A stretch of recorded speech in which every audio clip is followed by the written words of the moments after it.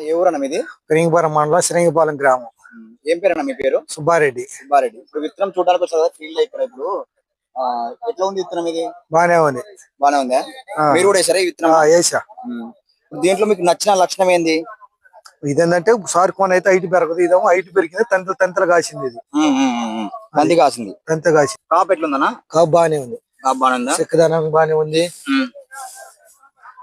కాయ కుళ్ళు అట్లా డ్యామేజ్ కూడా లేదు. మచ్చకాయలు కూడా లేవు. మచ్చకాయలు కూడా లేవు. మార్కెట్ లో కూడా నడుస్తుందా రేట్? నడుస్తుంది. ఇప్పుడు దీనికి ముడత తట్టుకుని మనకు ముడత తట్టుకుని ఏం లేదు. పూతల్లో నల్లి ఉన్నా కానీ కాయలు అవుతుంది. కంట్రోల్ అవుతుంది. కాయలన్నీ అవుతున్నాయి కదా. కాపు అనేది కింది కాపు మీరు గమనిస్తే పై కాపు ఉంది. ఇంకోటి కూడా మీరు వేసారన్నారు కదా స్ప్రేయింగ్ ఎట్లా వేరే రకాల దీనికి ఎట్లా అంటారు?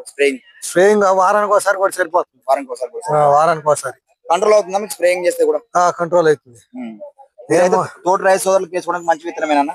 మంచి విత్తనం. దిగుబడి ఎంత రావచ్చు అంటున్నారు? ఇప్పుడు పొలం చూస్తున్నారు. ఇప్పుడు ఈ 2 ఎకరాల పొలము 2 ఎకరాల 2 ఎకరాలు అంటే ఒక 25 నుంచి 30 లోపు అయితే ఫస్ట్ కటింగ్ అయితే కాబట్టి మనకంటే ఆ లెక్క ప్రకారం 2 ఎకరాలకు ఒక 60 క్వింటాలు రావచ్చు. 60 క్వింటాలు రైస్ రైస్ సోర్ కూడా వేసుకోవడానికి ఒక మంచి వేసుకోవచ్చు.